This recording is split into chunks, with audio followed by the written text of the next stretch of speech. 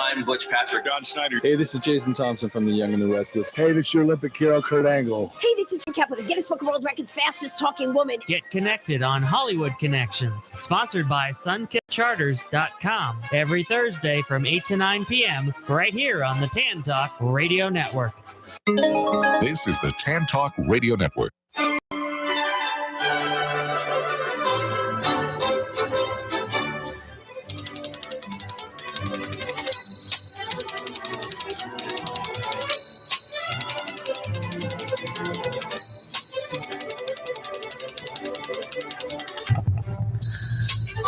Hi, this is Patsy with the Z. Welcome to Joy on Paper, a program for writers and those who dream of writing, and for everyone who wants to know the story behind the book. Coming to you from glorious Clearwater, Florida, the perfect place for writers to write a good book and for readers to read a good book. And boy, oh boy, do I have a good book for you today. And it is called The Ninth Man. It is by Steve Berry with Grant Blackwood. And now, Steve was supposed to be here today, but he's not. But I am so thrilled to welcome Grant Blackwood to Joy on Paper. Hi, Grant. Patsy, how are you? Okay, well, this is fantastic. You must have had a little bit of a surprise when you realized how timely this book was. Yeah, we realized when we first started talking about it that the year it was going to be published would be the 60th anniversary of the Kennedy assassination. So it was timely, yes. But even more so, I don't know if you expected that Robert Kennedy Jr. would be running for president and doing pretty well. Yeah, we didn't see that coming, certainly. So it is very timely that this book covers that period of time, as you said, 60 years ago. It's hard to believe. And when I was reading the book, I kept thinking. Now, I had heard a long time ago that Robert Kennedy Jr., not Bobby, Robert Kennedy Jr. Reads everything written about the assassination. So as I'm reading the book, I'm thinking, I don't know if he got an advance copy, but I was trying to think how he would feel about reading this story. Well, it's hard to say. I mean, it's for Steve and I, the primary goal of a thriller is to entertain people. And if they come away being entertained or not entertained, but educated or enlightened, that's all the better. And this theory that we put forward in a fictional way in the book was actually put forward in a nonfiction book, which readers will find reference to at the back in the reader's notes. We discuss it, but we think it's an entertaining read, and hopefully people will come away thinking that's possible. And, well, it certainly is. Now, for my listeners, of course, Steve has been on the program a number of times, and they know him very well. And they know, of course, his great books. But why don't you explain what this new series, this is going to be a new series, and it's featuring Luke Daniels. And explain to my listeners the relationship between Steve's other books and this new series. Sure. So Luke Daniels appeared in The Lincoln Myth, Steve's Cotton Malone, The Lincoln Myth. And Luke Daniels is actually his uncle is Danny Daniels, the president who features in the Cotton Malone series. He gets out of the Army. He was an Army Ranger, and he wants to get in the intelligence business. And so he does a trial run with Magellan Billet, which is where Cotton Malone worked, and Stephanie Nell. So he tries out for them. He does well, and he appears pretty frequently in those books. But it came time that Luke deserved his own series, and that's what we're starting. Well, I think so, because everybody who loves the Cotton Malone series, I think Luke was always one of the favorite characters. So I think it comes at the appropriate time. And then the subject matter that you selected was also perfect. Yeah, I mean, Steve, I've always been fascinated with the assassination for a variety of reasons. So is Steve, and it's a subject he wanted to tackle with Cotton Malone, but it just never fit quite right. And when Luke came around, all the pieces came together, and we thought, yep, this is going to be a good story. Well, for you, of course, you've worked with other famous authors. It's sort of your specialty. What was it like to work with Steve? It was fantastic. Steve and I have been friends since, almost 20 years now. We met at VoucherCon in 2005. We have very similar sensibilities about thrillers and what they're for and how they work. And it was hugely collaborative. It was a lot of fun, and I think we got a great working relationship. So I enjoyed it a lot. Now, of all the subjects to pick, this is a subject that definitely needed a lot of research. It did. There are as many theories as there are years in between now and the assassination. And so it's a rabbit hole that you can fall into, and it can be delightful despite the, kind of gruesome subject matter. But there's a lot of research, and I think part of the issue is not letting yourself go down too many, dead ends and staying focused on your theory, at least fictional theory in the book. So for you, how did you start your research? Of course, over the years, we've all seen the films and we've read some of the books, but you had to do a little bit of a deeper dive. Had to do a deeper dive for a couple of reasons. One, for something that is what I call the most famous solved, unsolved mystery in American history. How do you unravel a 60-year-old mystery of that magnitude on paper? What would it look like, and how would it start, and what steps would it go through? And so that was part of the plotting process. But also, we wanted to portray a group of people that Luke is kind of chasing in one way or another. Group of people that came up with this theory, and how did they arrive at this conclusion that what we portray is what happened? And so it was a fine balance between the right amount of research and too much. Well, just like any perfect thriller, The Ninth Man starts off with a bang. It's a great introduction to Luke and to his sort of style with this first chapter. Yeah, Luke gets a call from an old friend / girlfriend, Jillian Stein. And she tells him that, I've done something terrible. I've made a bad mistake and I need your help. And so he rushes to Belgium where she's living. And he finds that he is almost too late. Things are unraveling as he gets there. And he has to step in, and he does in pretty spectacular fashion. I love when a thriller opens up with a real thrill at the beginning. That's kind of the trick, is doing a good hook and getting the reader, accustomed that this is what they can expect for the next 100,000 words. Yeah, you do. With this one, I was it took your breath away at a moment there where he's rushing in to save the day, and we discover a lot of things about him as we go along. And I thought it was a great opening. So.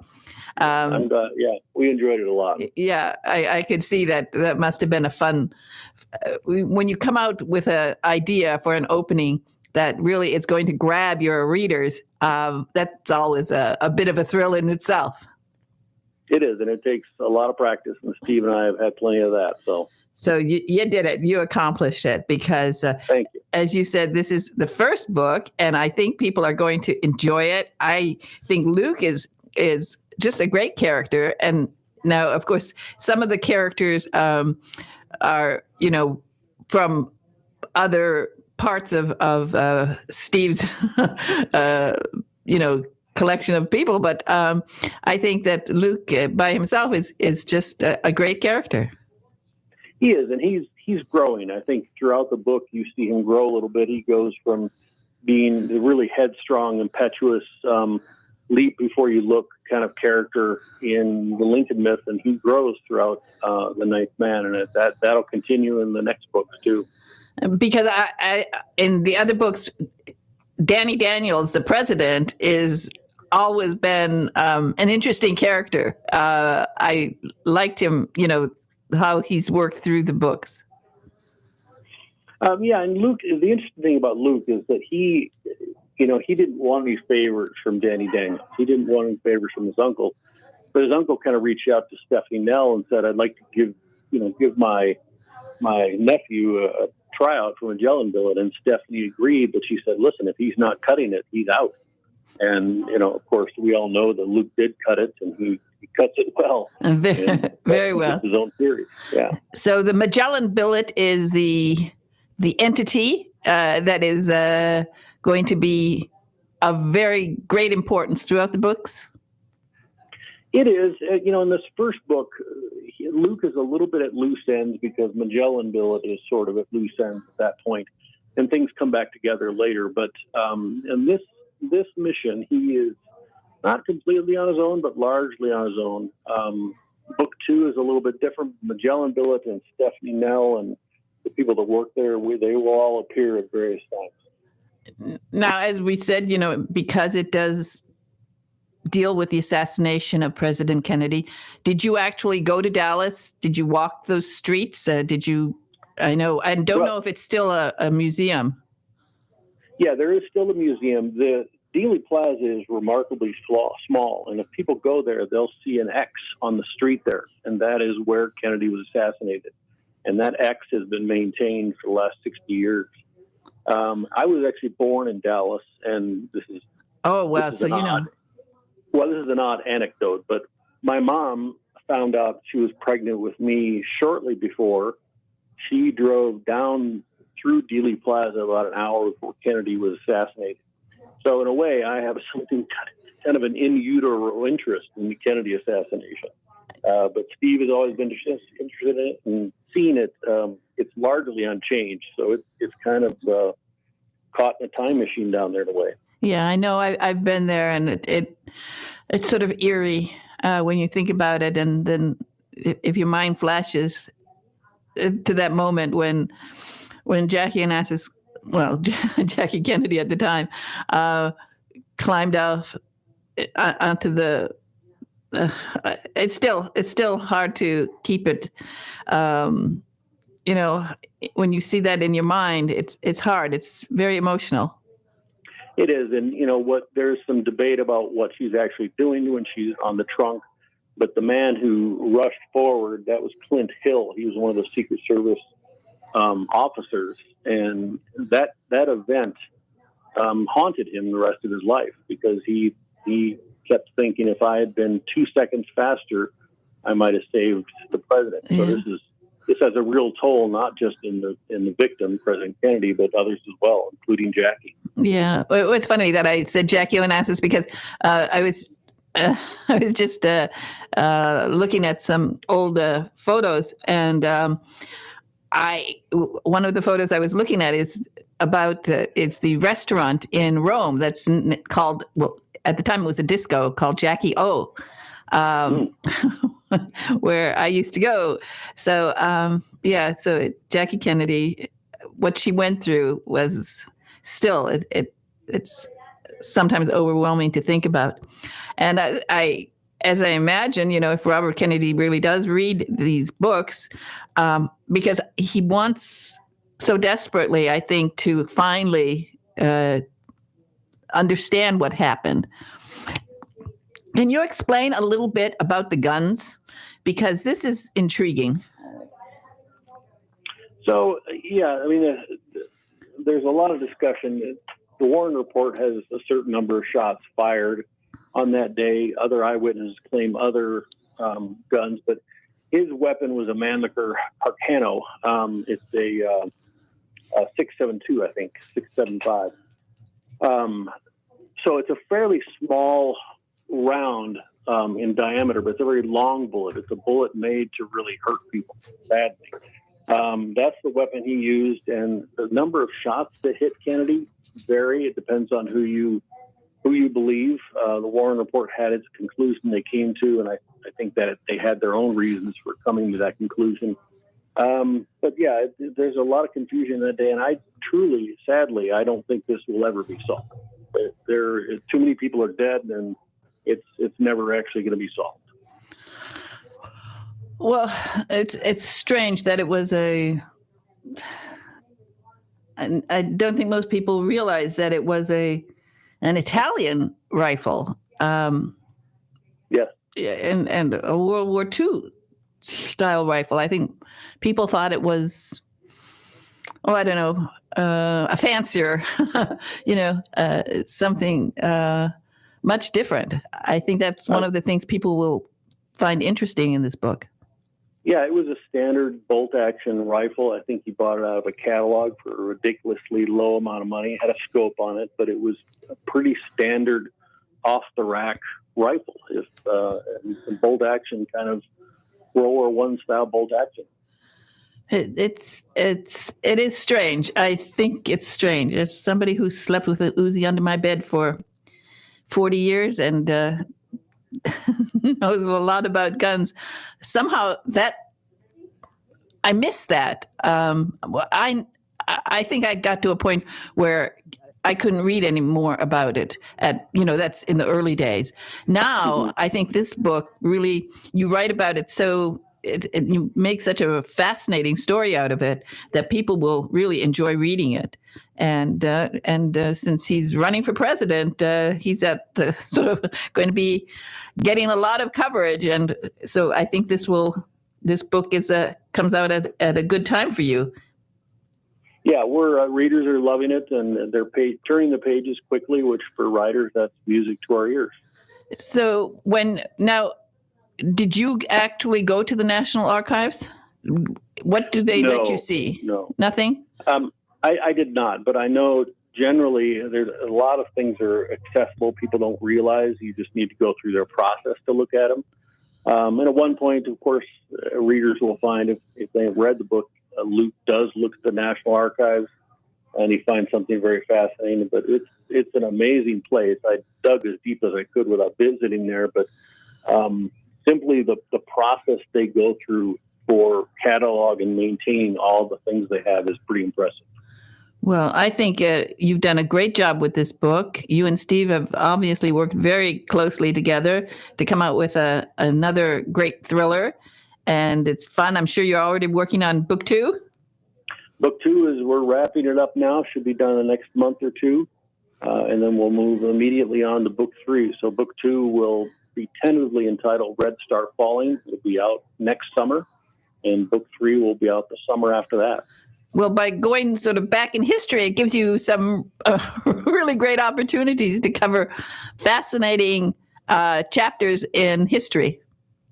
Well, yeah, book 2, we are tackling a couple things. One is the lost library of Ivan the Terrible, which features into the book, and also kind of a Cold War secret that goes back to the very early days of the Cold War that is integral to everything Luke is trying to accomplish. And again, this is another personal mission. So readers, I think, will enjoy that as well. Well, and it looks like we'll never end with this Russian stories because, at one point, I think somewhere in the early 2000s, I was thinking, I actually thought to myself, well, good. Now, we're dealing with Middle East, we're dealing with China, we're dealing with, every place else, and we're finished with Russia. Well, I think we barely scratched the surface of Cold War era secrets. Yeah. So it's ripe territory. Yeah, I mean, I know it's so hard to believe that there's a war with Russia again. So it's like never ending with these people. But obviously you had lots of fun with this, and with for you, I mean, with your experience, one of the you've worked with some other people who I really admire. Now, did you work with Tom Clancy? I don't remember. I did. I've worked with Tom Clancy, Clive Cussler. Both those gentlemen have passed on since. Yeah. Did 2 books with Jim Rollins as well. So I've been very fortunate in that way. Yeah, and Clive Cussler, he was on the program, and he was so delightful. It was so much fun to talk to him. He was so enthusiastic about reaching people. He wanted to tell these wonderful stories of his, and it was so exciting to talk to him. And I was really, I feel very blessed that I had this opportunity to talk to him because I thought he was a terrific guy. He really is. He was a wonderful gentleman, and he's the reason I got into this business. So when I ended up working with him, it was yet another dream come true. So. Oh, wow. That would be a dream come true, because I remember it was funny, usually when I have writers on, I mean, I talk to them during the interview, and sometimes I will communicate with them afterwards, but he was so sweet. He called me the next day, and I was so surprised because, it's not usual that an author will call me and he wanted just to talk a little bit more, because some of the places that he had been, I had been. So we had, things in common.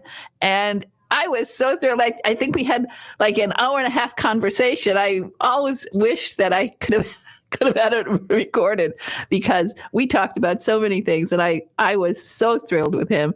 And as you said, he was a real gentleman, because to do that, to just pick up the phone and call somebody who's interviewed you, and you could just forget about him. But he wanted to sort of catch up and see, well, you were there and I was there, and maybe we passed each other, kind of thing. So it was lots of fun. Yeah, he's a lovely guy. Yeah. Terrific that you got to work with him. So The Ninth Man is out, and it's really, I love the cover too. Very strong cover. We see Steve Berry right there, but Grant Blackwood is also nice, and they put you nice and big because I think you did a lot of the work, and I'm glad that you get the credit, because you're a terrific writer. You've done work with some of the best, and that makes you one of the best. Well, I keep good company, and that's I feel fortunate for that. So. Okay. Is there like a website where people are supposed to go? Is there Steve Berry website? Sure. Ninth Man? So steveberry.org is where they'll find Steve Berry, and I'm at grantblackwood.com, and all the info for Ninth Man will be at both of those. So. Okay. Well, again, I want to thank you so much for joining me today. I think Luke Daniels' thriller, the new series, is going to be lots of fun for readers and for everyone who is interested in sort of history, bits of history, because what you've done here, you really have brought history alive. You've explained the period, you've explained the details in a way that is easy to, for readers, and very memorable. Well, thank you. Yeah, Steve is very good. He has a nice, deft touch with history, and I think I've got a good touch with action. And it's such a heavy period, the assassination, that it took a delicate touch to treat it with the sensitivity it deserves. So yeah, and you certainly did. Again, it's Steve Berry and Grant Blackwood's The Ninth Man. And people, this is a really fascinating read. And as I said, it's very timely, because you never know with elections. Robert Kennedy Jr. might become the president. So you want to read this book. And again, Grant, thank you so much for being on Joy on Paper today. Thank you, Patsy. I appreciate it. Okay. Bye-bye now. All right. Bye. Bye. All right. We're going to have a book buzz from Rita Moreau, and then some commercials, and then I'll be back with Gretchen Sherrington.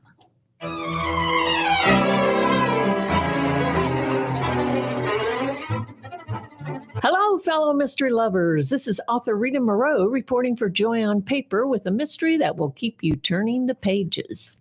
Carol J. Perry's Now You See It. Sometimes 13 is a lucky number, and for fans of Carol J. Perry's Witch City Mystery series, it is with this latest installment that features Lee Barrett, the program director for Salem, Massachusetts, local station WICH-TV. In Now You See It, Lee and her husband, Detective Sergeant Pete Mondello, are settling into their new home. The honeymoon is over, and Lee is back on the job as program director for Salem's WICH-TV, recently promoted to historical documentary chief executive. Her first project is to promote Salem's new International Museum. Seems easy enough. She loves looking at their collection and doing research about Salem's long ago days as a shipping capital. That is until the driver of a truckload of antiquities turns up dead. Soon Lee and Pete are dredging up clues along with a hearty crew of helpers. Aunt Ibby, a former librarian, offers her advice, while a local practicing witch, River North, has some ideas too. And of course, Orion, Lee's clairvoyant cat, has his own ideas.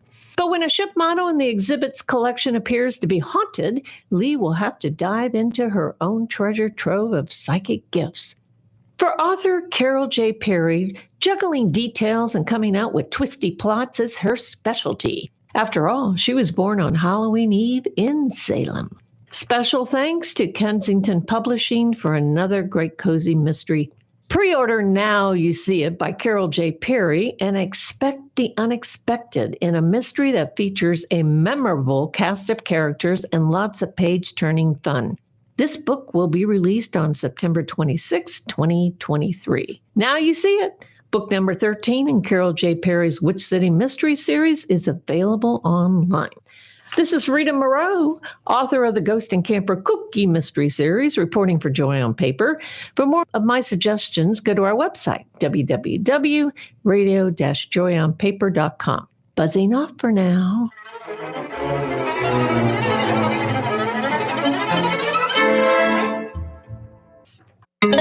This is the Tan Talk Radio Network. Have you ever faced disaster? The Red Cross is always there for you. The Red Cross responds to a call for help every 8 seconds.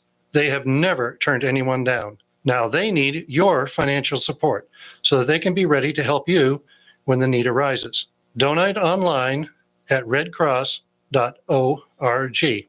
Thank you. Are you an author, an artist, an inventor? Then you need to protect your valuable intellectual property. You need Larson & Larson. We have the experience and knowledge to help you with all of your legal needs, from processing trademark, copyright, or patent applications to negotiating licensing agreements and handling litigation. The attorneys at Larson & Larson in Largo, Florida can help protect you. Call us today for a no-cost consultation at 727-546-0660 or visit our website at larsonpatentlaw.com. Do you dread being called on to speak at meetings or family functions? Have you envied those who can sway an audience with well-chosen words? Do you know that people who speak well earn more money, earn more rewarding careers? Gain the confidence to master any speaking situation. Toastmasters will allow you to find your voice. Go to toastmasters.org to locate the club nearest you. This is the Tan Talk Radio Network.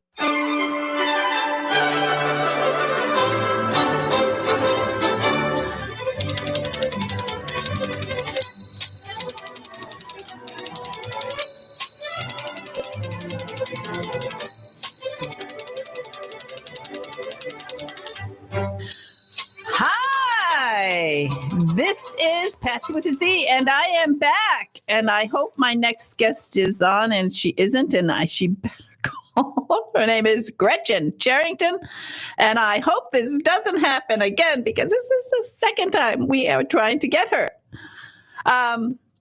Anyway, I will talk to her if she comes on because this is a wonderful book. It is called The Butcher, the Embezzler, and the Fall Guy. And it reminded me of something. Yeah, I'm so happy that I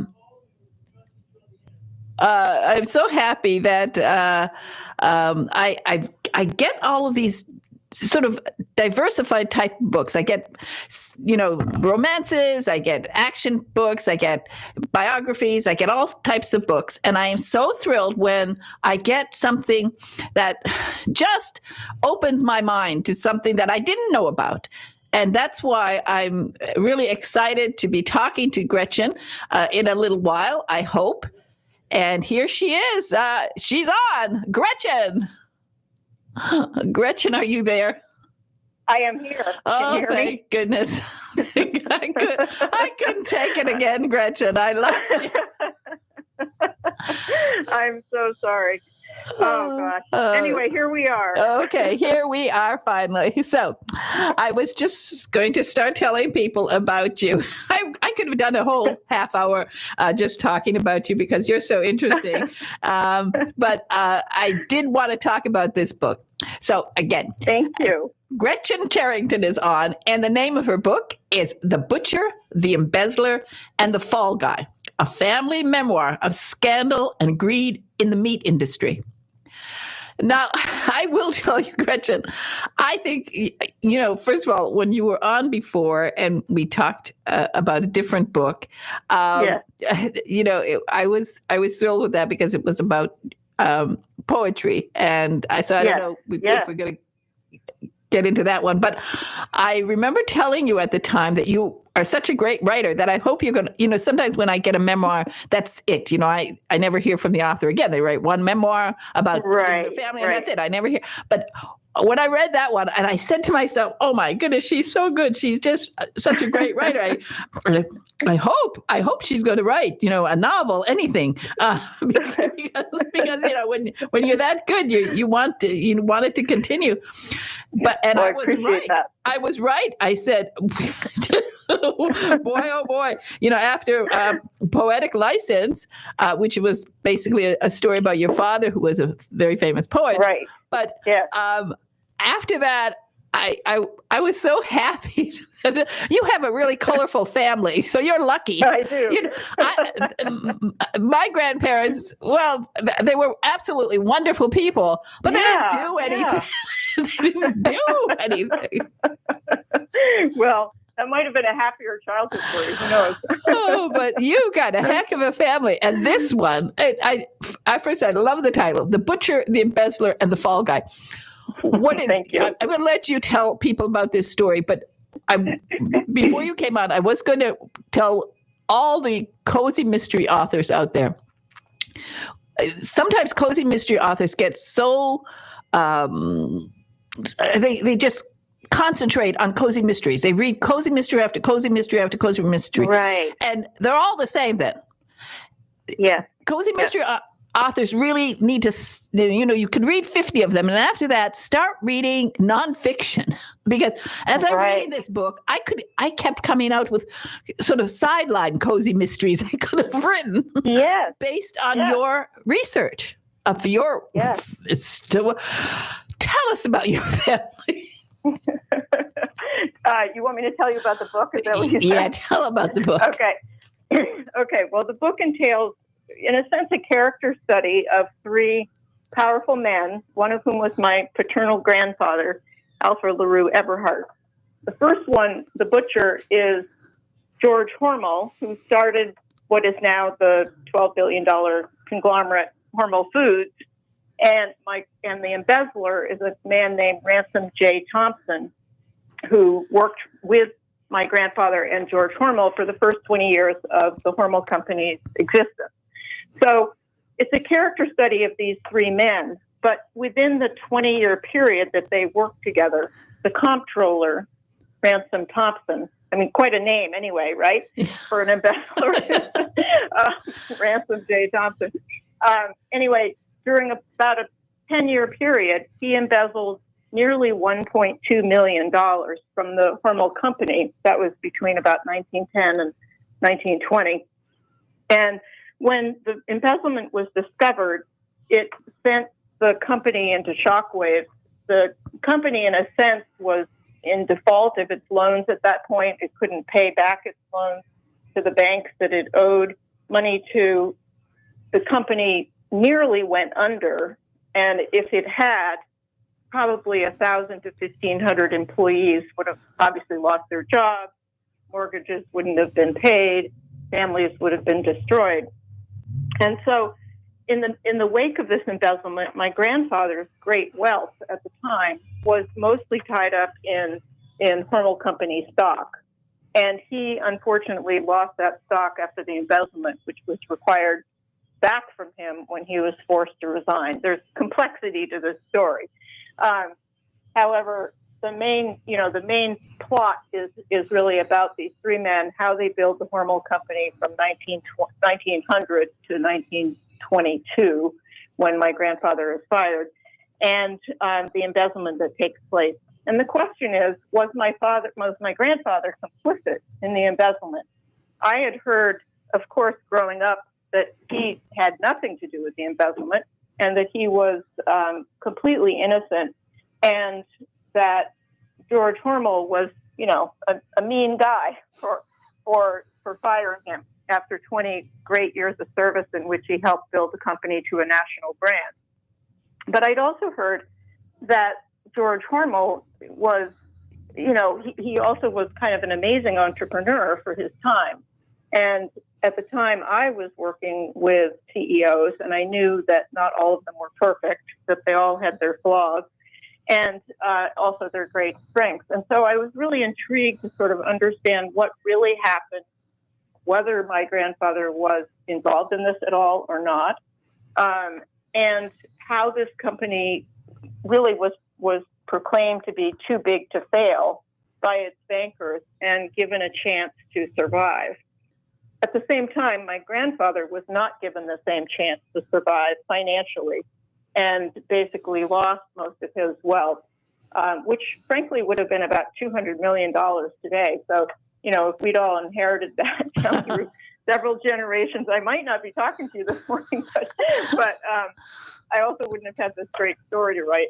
So that's kind of a quick summary of the story. Yeah, you'd be on some fancy island. Right, exactly. with a butler serving you on a silver platter. Exactly. Yeah, well, that's it. But instead, I think you're still in Minnesota, yeah? I'm not in Minnesota now. No, not anymore? No, I was in Minnesota 2 weeks ago for my launch. And I had made 3 trips out there when I was doing the research for the book, and then went out 2 weeks ago for a very large event, which was just so fun to be back there 25 years later from when I had last been there. So, no, I'm currently calling you from the state of Maine. Okay. Well, now explain this area, because most people don't realize, Minnesota has a lot of things going for it besides Hormel, also 3M. So explain this atmosphere that existed. I'm from northern Michigan. That's right. Up there, I'm a Youper, where we're sort of considered, Youpers are a little bit like this, and we talk a little bit like this. And we do that well. We always thought Minnesota. We don't know those people over there because we don't understand that they're not the same kind of people as we are. Exactly. So I'll tell you a little bit about the place. I mean, you obviously know it, but for your listeners, this is the very southern part of Minnesota where Austin is, and that's the corporate headquarters for the Hormel Foods still today. And it was certainly where it was founded in, about 1898 or so. My grandfather started working for George Hormel in 1901. And during that time, but still today, even 2 weeks ago, it is a breathtakingly beautiful part of the country. It is rolling farmland as far as the eye can see. It's sort of like looking at the Atlantic Ocean. There is nothing in front of you but soybeans, let's say, or wheat, or whatever it is that happens to be growing, oats at this particular time of year. And it's beautiful. It's so different from New England, where I was raised and live. I really kind of fell in love with the land, and I think my grandfather did as well. He had been working for George Swift at the Swift & Company, the big meat packing company back then in Chicago. And I wondered about what could have attracted him to this sort of backwater little town in southern Minnesota when he was working with the biggest meatpacking company probably in the world at the time. And I think some of it was the land. He was a great enthusiast for the outdoors and the wild. And while it was wild in its way, it was simply beautiful, with many beautiful, prosperous farms dotting it. I don't know whether you were trying to do this with your dialect, but largely back then was sort of settled by Danes and Swedes and Germans. And George Hormel was a German whose family moved from Buffalo to Toledo, Ohio. He was one of 12 children. He learned a lot of stiff lessons growing up, very poor. His father owned a tannery. At the age of 10, he was He was skinning the hides off of hogs. I have a 10-year-old granddaughter. It's hard for me to connect such a thing, not because of gender, just because of age. And but he grew up fast. He left school at 10. He left home at 13, and he too fell in love with southern plains of Minnesota.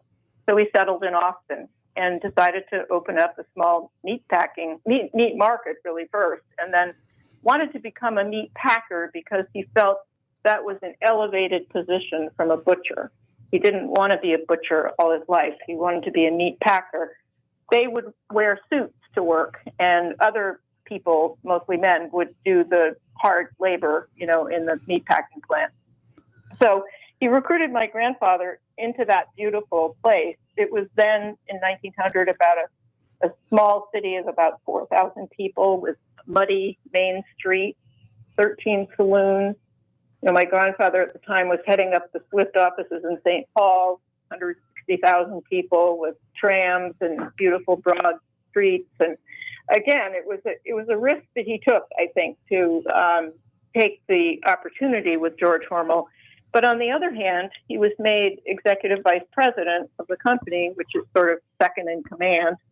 And he was given a seat on the board, the only non-family member on that board.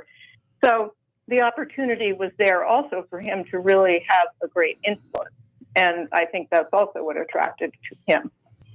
So that's a little bit about the place. It looks about the same to me now that it did 25 years ago.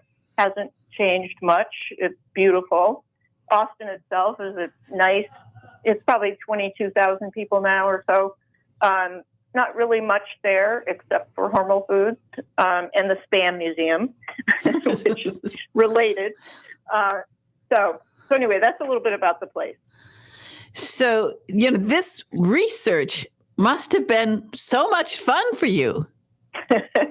Well, it really was fun, Patsy. I'm glad you mentioned that because it really was. It was probably some of the most fun that I had writing the book was doing the research. And I had two or three things going for me. First of all, George Hormel wrote a wonderful autobiography. And it's actually a great story if any of your listeners are interested in reading about an early entrepreneur in the 20th, early part of the 20th century. It's a wonderful read. It wasn't published when I first read it. It now is because several of his grandsons or great grandsons, I think, have published it. However, the version that I read is maybe slightly different from the one that's been published, and I'm glad I was able to read his original words. Anyway, I had that. The embezzler, Ransom Josiah Thompson, he also had written an autobiography in prison, where he served 9 years out of a 15-year term for grand larceny, this big embezzlement, which was a national scandal at the time. And so I had his autobiography, and it too was fascinating. I mean, there were many times when I thought, wow, he sounds very normal and just like you or me, basically. Other times I felt like he came across as a sort of megalomaniac, in search of power, which I'm sure that he was. Complicated man. And then I didn't have an autobiography from my grandfather, but my father had in his literary archives at Dartmouth College 4 large cardboard boxes of letters that my grandfather had written and received to and from meat brokers, colleagues, friends around the country. He was very well known nationally in the meatpacking industry. And the letters revolved around these last few years of his time with Hormel. So they were perfect for my research. I was able to gain his voice, and I was able to understand him a little better just from, seeing his correspondence. So those were 3 primary things. Then I made these 3 trips out there, and I tried to speak with anybody who would talk with me, basically, in Austin, Minnesota, and also in Leroy, Minnesota, which is south, about 45 miles from Austin, just on the Iowa border. That is where the embezzler spent the $1.2 million building first an enormous chicken farm claimed to be the biggest in the country at the time. I haven't been able to prove that, but many people said that. But turned it into an amusement park over the last, say, 5 or 6 years of his embezzling. He turned it into this vast amusement park. And I love this story. I just love this story. It's just so crazy. cool. It's totally crazy. It is. It's in the middle of nowhere. So he gets known throughout Minnesota as a wheeler and dealer. He's the comptroller of George A. Hormel and Company. But on the side, he's sort of running these farms that he owns. And people kind of question, where he's getting the money for this. But he has a good line about his wealthy aunt who, left him money. I think it's so good. It's such a good. Really, as I said, I think this book is. It's. You wouldn't. Maybe you look at the title, you say, what? You don't expect it to be so much fun. I mean, and you learn so much. And as I said, I kept sort of wanting to do little side stories. I could do a cozy mystery about that. I could do a cozy mystery. I could do, I think it's the work you put into it. People really, you should get this book. It's you learn so much about American history just from reading this really. And understanding that period. It's fantastic. Yeah. And as I said, it's called The Butcher, the Embezzler, and the Fall Guy, a family memoir of scandal and greed in the meat industry. And it's by Gretchen Charrington. And I'm wondering if you have any other relatives you are going to dig up. No, I think I'm done with my paternal family in any case. Oh, wow. And I don't think I would ever write about my mother's family. Well, you don't know. Dig for some dirt and you might find it. Because as I said, I mentioned sort of in passing Poetic License, the story about your father, Richard Eberhard, yes, who was a U.S. Poet Laureate, and I think under Eisenhower and Kennedy, right? Both? And Kennedy, that's correct. 2 years. And Pulitzer Prize, and there was a lot of interesting things about him to learn too. But I had forgotten, and I don't think I know we talked about the people who came through your house, but one of the ones that I was wondering was, did you, I can't remember how old you were, but did you meet like T.S. Eliot? No, I did not meet T.S. Eliot. No, my time started with Robert Frost, basically. I was 5 when I met Robert Frost, so I knew who he was. I remember him. I met plenty before that, probably when I was 2 or 3. But my era was sort of Robert Frost through Allen Ginsberg to James Dickey. That was sort of the era that I grew up in. And among them, many, many others, Wallace Stevens, and Robert Lowell, and Anne Sexton, Maxine Kumin, Mary Oliver, well, you name it. Yeah, They it's amazing. were all there. And you write about them in that book. It's called Poetic License. So you're not working on a third book yet? I am actually working on a third book. I knew it. I can't let you not work. And it will be fiction, but it will be about another true crime. So I'm kind of, I can't promise when it's going to be out. I haven't got a deadline really yet. I'm enjoying my launch right now, and I'm going to give myself 6 months before I make a commitment to something.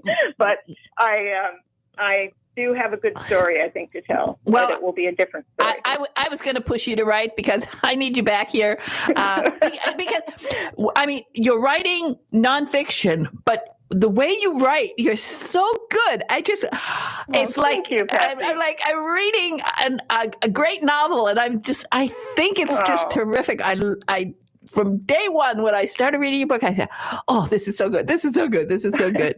And so I really appreciate your support and opportunity to talk to your listeners, and I really appreciate how much you read both of my books. That means a lot to me. So if I have another one out, you will be the first. Oh, you're going to. Once you find that joy on paper, you can't stop. You'll never stop. That's true. That's true. I know. Mary Higgins Clark was going, strong at when she was 89 years old. She was 89 years old the last time she was on my program. So, wow. Really? Yeah. Okay. All right. That gives me some hope. And in February, I had Eugenia Lovett West was on my program, and we celebrated her 100th birthday. Wow, is that right? And she wrote a mystery about cybercrime. If you're 100 years old and you can do research about cybercrime and write a really smart thriller, and you can do anything. Okay. Wow. Okay. Well, you've inspired me. Oh, definitely. Okay. I'm only 72. I have a long way to go. Decades and decades. So, Gretchen Sherrington, thank you so much for being on Joy on Paper today. You are a joy. Thank you so much. Thank you. Okay. Take care. Bye-bye. Bye. Bye-bye now. Bye. Okay. This is interesting. She mentioned this is these golden threads that sort of go throughout the people that I interview. She mentioned Austin, Minnesota. Most people know there's an Austin, Minnesota, where one of my aunts, my oldest aunt, she was the oldest, my father's oldest sister, and my father also came from a family with 12 brothers and sisters. And she moved to Austin, Minnesota. And we thought she was rich. She was the richest of our aunts. She married a rich farmer. And I don't know, maybe he supplied stuff for Hormel. I have to go look at that. But we used to go visit Austin.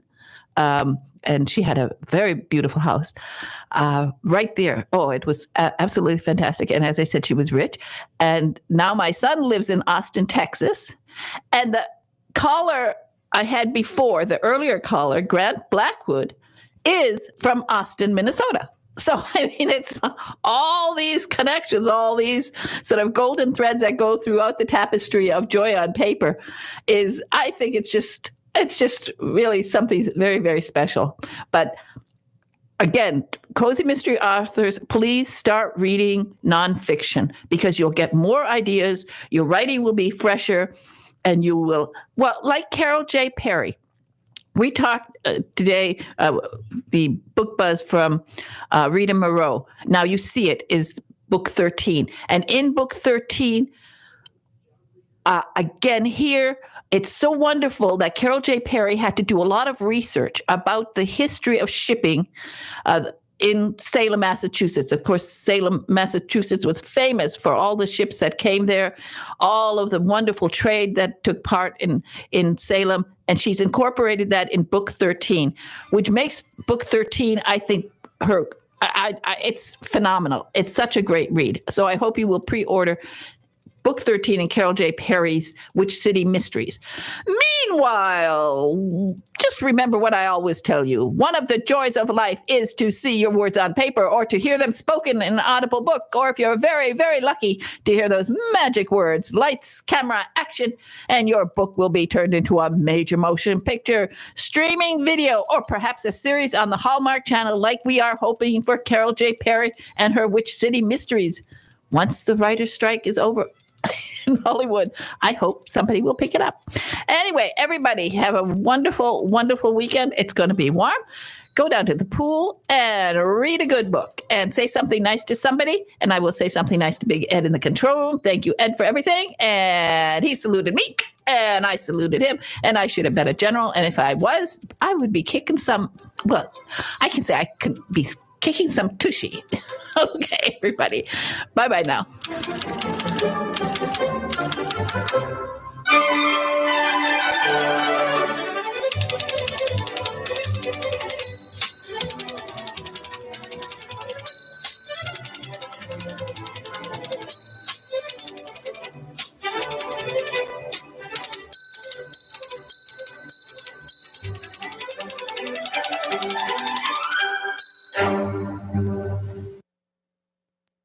WTAN, Clearwater. FM 106.1. WDCF, Dade City. FM 102.3. Listen. This is CBS News on the Hour, presented by Indeed.com. I'm Steve Kafin. Major health news today for women. CBS's Cammie McCormick on a new government green light to increase access to birth control. The FDA has approved a daily oral contraceptive called Opill, and it will be available without a prescription at stores and even online. It's just an amazing moment. Kelly Blanchard of IBIS Productive Health. This access to a pill directly over the counter will mean that people can have